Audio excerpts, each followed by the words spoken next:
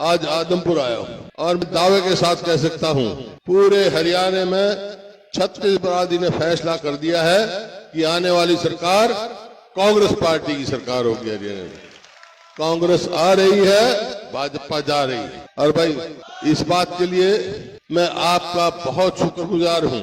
आदमपुर हल्के का by election में भी पूरा आपने सहयोग दिया और भाई लोकसभा में तो आपने कमाल कर दिया। बहुत बहुत धन्यवाद।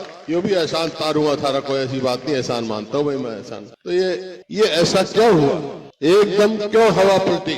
हवा पलटी इस वास्ते 2005 से लेके 2014 तक कांग्रेस की सरकार थी, बहुत काम किए, चाहे मॉडल विलेज बनाया, चाहे बाल समंद का, आदमपुर में बहुत काम किए हमने। और 2014 से 2024 तक बीजेपी की सरकार थी, वो भी देख लिए लोगों ने, इन्हें कुछ नहीं किया। जब 2014 में हमने सरकार छोड़ी, उस टाइम हरियाणा प्रति व्यक्ति आय, प्रति व्यक्ति निवेश और आपका कानून व्यवस्था, नौकरी देने में और खेल और खिलाड़ी में पूरे देश में नंबर 1 था, पूरे देश में। और अब 10 साल में नंबर 1 किस चीज में हो गया हरियाणा? बेरोजगारी में, महंगाई में, अपराध में पिछड़ गया हरियाणा। तो लोगों ने फैसला कर लिया भाई ये देख लिए, ये आशा सारी निराशा बदल चुकी है, केवल अब कांग्रेस की ओर देखिए। एक बात जरूर है, लोग आपसे पूछेंगे इस बात को, आप जाओगे ये बात तो ठीक है, 10 साल में इनने तो भट्ठा बिठा दिया, बीजेपी को पार्टी यू बदल रहा है, कोई यू बदल रहा है, कोई कुछ बदल रहा है, कोई कुछ बदल रहा है, लोगों की नहीं सोच रहे। तो भट्ठा बिठा दिया, लेकिन अब तक कांग्रेस आ गई तो कांग्रेस क्या करेगी? मैं मोटी मोटी बात बता के जा रहा हूँ, कांग्रेस क्या करेगी।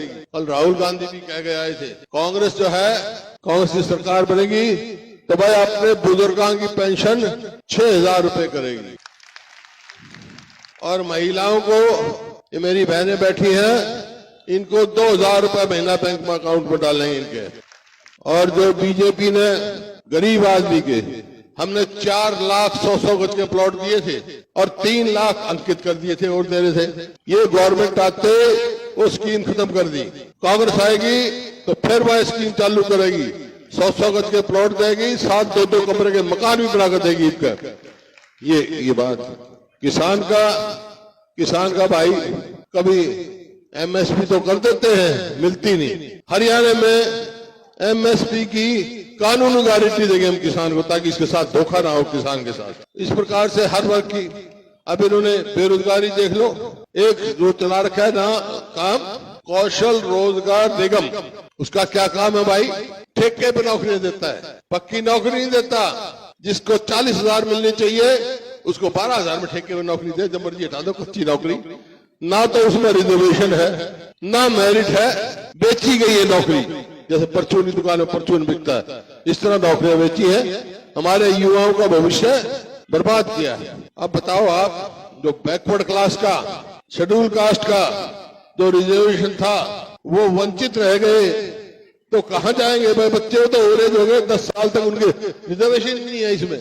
तो ये बात है, और नतीजा ये हो गया कि 2 लाख सरकारी पक्की नौकरी खाली है। भाई कांग्रेस की सरकार आएगी तो 2 लाख पक्की नौकरी देगी अपने बच्चों को, उसमें रिजर्वेशन भी होगी। तो ये है, ये बहुत सारे काम करने हैं किसान का, मजदूर का।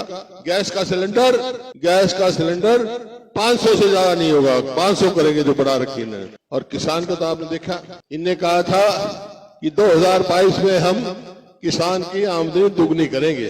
सारे भाई यहाँ किसान भी बैठे हुए सामने, मुख्य तौर पे ईमानदारी से बताओ, आमदनी दुगनी होगी थारी तो लागत कितनी होगी? लागत तो बढ़ा दी, आमदनी घटा दी। याद करो 2014 में डीजल का क्या भाव था हरियाणा में, खाद का क्या भाव था, कीटनाशक दवाई का क्या भाव था? पूरे हिंदुस्तान में सबसे सस्ता डीजल देता था, सबसे सस्ता। और अब कांग्रेस की सरकार आएगी, किसान को फिर डीजल में सब्सिडी दूंगा ताकि सस्ता लागत कम हो।